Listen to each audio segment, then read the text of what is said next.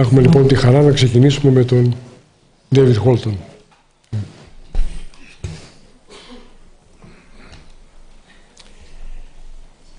Κυρίες και κύριοι, καταρχάς θα ήθελα να εκφράσω τις ευχαριστίες μας στο Ίδρυμα Κατερίνης Λασκαρίδη και τον κύριο Πάνο Λασκαρίδη για την εξαιρετική φιλοξενία απόψε. Επίσης τον Γενικό Διευθυντή του Ιδρύματος, τον κύριο Κωνσταντίνο Μαζαράκη, και το προσωπικό, το μέλη του προσωπικού που μας έχουν βοηθήσει αφάνταστα. Επίσης να ευχαριστήσω τους δύο ομιλητές μας, τη Δέσποινα και τον Στέφανο, που δέχτηκαν την πρόσκλησή μας να παρουσιάσουν τη Γραμματική. Και οι δύο είναι παλιοί αγαπημένοι φίλοι και επομένως είναι μεγάλη χαρά για μένα που τους έχουμε μαζί μας. Και χαίρομαι ιδιαίτερα πως τουλάχιστον δύο αναγνώστες έχουμε ως τώρα και βρήκαν κάτι χρήσιμο μέσα στη Γραμματική μας.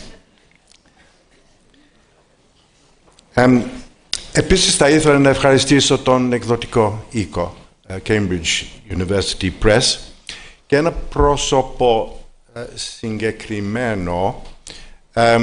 Είναι εδώ η Σέρα Στάρκι.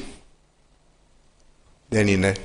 Η Σέρα μας είχε την ευθύνη για τα τελευταία στάδια της διαδικασίας, δηλαδή της επιμέλειας του κειμένου, της διόρθωσης των τυπογραφικών δοκιμίων 4 φορές και της εκτύπωσης.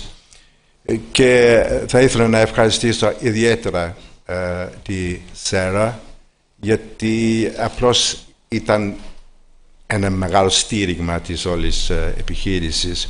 Και τώρα ασχολείται με το ηλεκτρονικό βιβλίο που πρόκειται να κυκλοφορήσει.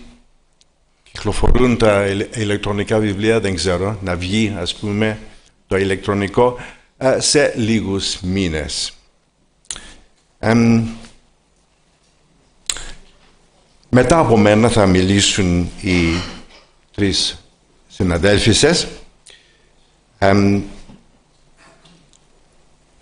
Επειδή η ερευνητική ομάδα είχε την έδρα της στην Αγγλία και το βιβλίο δημοσιεύτηκε από βρετανικό εκδοτικό οίκο και γράφτηκε εξ ολοκλήρου στα αγγλικά, μου επιτρέπετε να μιλήσω τη μητρική μου γλώσσα. Λοιπόν, τώρα στα αγγλικά, αλλά θα είμαι σύντομος. I want to speak very briefly about the scope of the grammar and some of our fundamental principles. First of all, the chronological scope. When we say medieval and early modern Greek, we refer to the late medieval period from about 1100 AD, when vernacular literary texts start to appear, up to about 1500, and then the early modern period up to about 1700.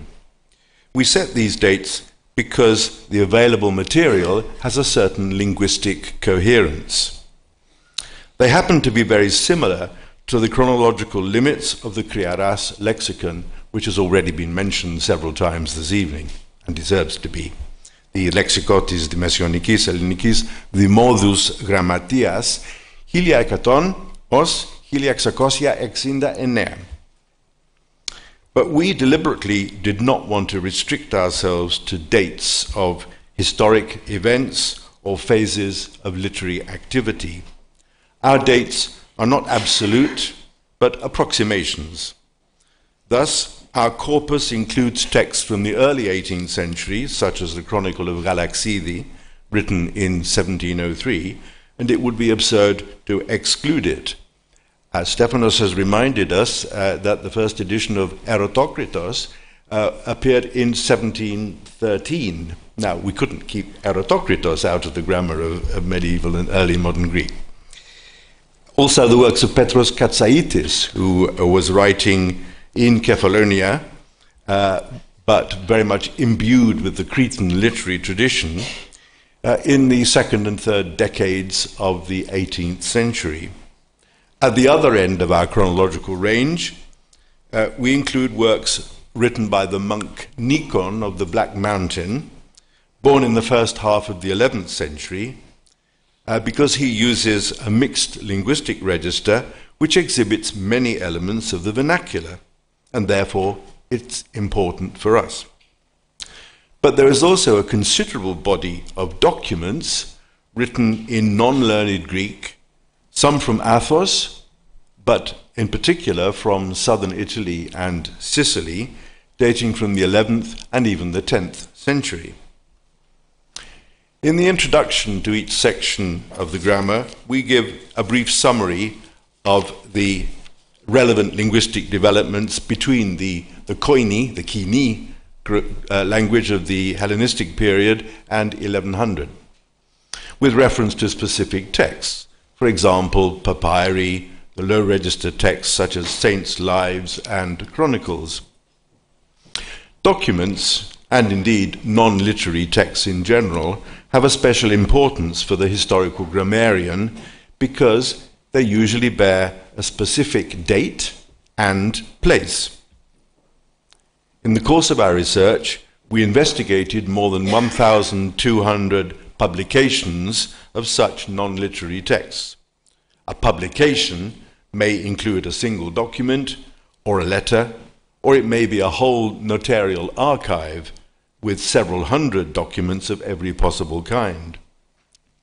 In the event, almost half of these publications had to be eliminated from our research because the editions were unreliable or the language had been helpfully normalized by the editor for the readers that he intended them to be for, or simply modernized so that the language was no longer the language of the original text. Or, in some cases, because we found that those documents were actually 19th or 20th century copies of lost originals. And finally, because some of the documents had such a high formal or archaizing register that they contained no vernacular elements of interest to us. So the authenticity and the reliability of our sources are fundamental principles. And we also attach great importance to precise dating. As I've mentioned, the non-literary materials usually come with a date attached.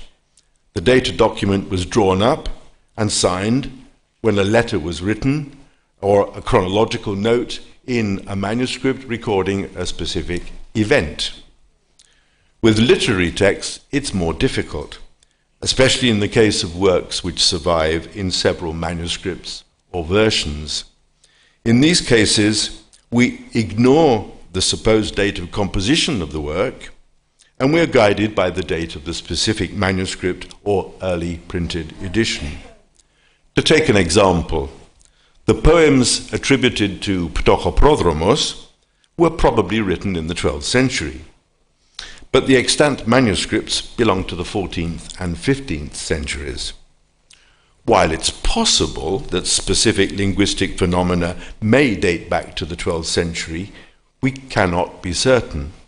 The text offered by the manuscripts may have been altered by one or more of the scribes through whose hands it has passed in the process of transmission.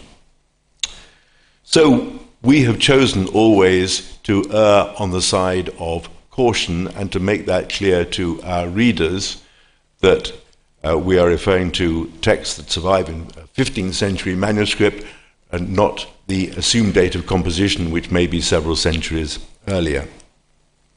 And for each linguistic phenomenon we discuss in phonology and morphology and syntax, we give a selection of examples from literary and non-literary texts chosen to illustrate the chronological and geographical distribution, as well as the different text types and registers.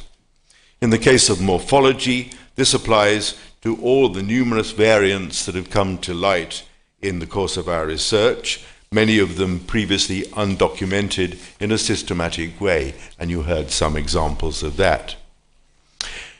Systematic, that's the last word that I want to stress this evening.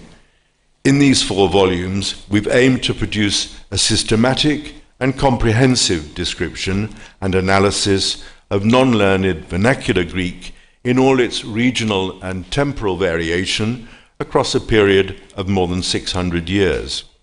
We hope it will be widely used, and more importantly, it will stimulate further research on this neglected period of the history of Greek.